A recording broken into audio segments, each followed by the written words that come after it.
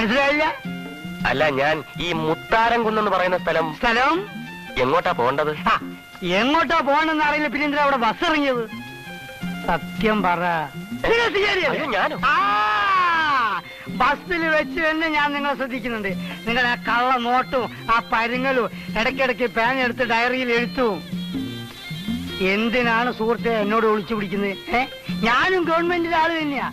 ഈ പ്രദേശത്ത് ഏത് സിഐഡി വന്നാലും ആദ്യം എന്നെ കാണുക എന്നുള്ളത് അതൊരു പതിവാണ്. പക്ഷെ ഞാൻ മതി മതി മതി മതി മതി ഇനി ഒരു അക്ഷരം പറയണ്ട. എന്റെ സിഐഡി കുട്ടാ, വാ വാ വാ വാ ഇവിടെ വാ വാ. അല്ല അതിരിക്കട്ടെ, സാറിപ്പം ഏത് കേസ് പിടിക്കാനാ അങ്ങോട്ട് പുറപ്പെട്ടത്? ഇതെന്റെ സ്വന്തം കേസ് തന്നെയാ. സ്വന്തം കേസോ? അതും എന്റെ നിയോജക മണ്ഡലത്തിലോ? സാറ് MLA ആണോ?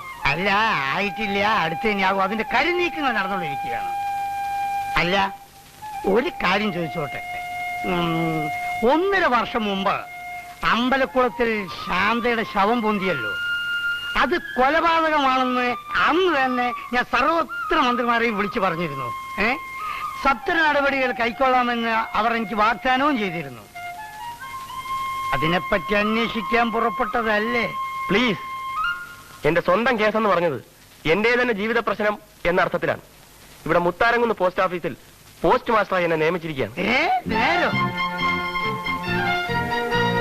ബാർബർഷോപ്പാണ്, തലോടി കൊട്ടി. ഇതും എന്റെ കഴിവുണ്ട്, ഞാൻ എത്തിച്ച.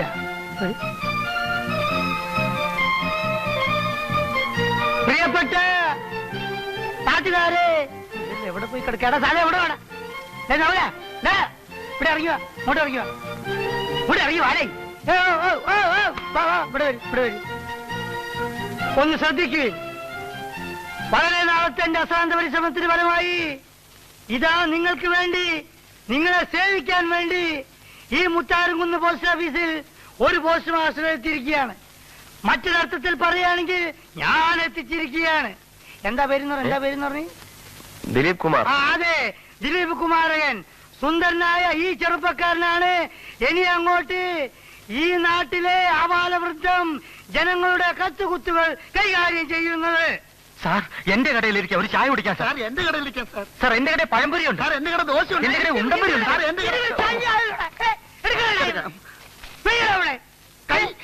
മനുഷ്യരായ സൗകര്യമാണ് ആവശ്യം. ആ സൗകര്യം നിങ്ങൾ തരുന്നില്ലെങ്കിലോ ഞങ്ങളെ എന്ത് ചെയ്യണം?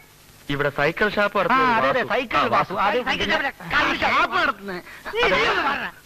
എന്താ സാറിന് എന്താ ആവശ്യം? എന്താ വേണ്ട എന്നോട് പറയും. എനിക്ക് താമസ സൗകര്യം ഏർപ്പാട് ചെയ്യാൻ വാസുവിന് എഴുതിയിരുന്നു. അതിന്റെ ആവശ്യമില്ലായിരുന്നു സാറേ. അതെന്താ? സാറിന് വാസുവിനല്ലേ കണ്ടത്? എടാ പെട്ടി എടുക്കടാ. വരൂ.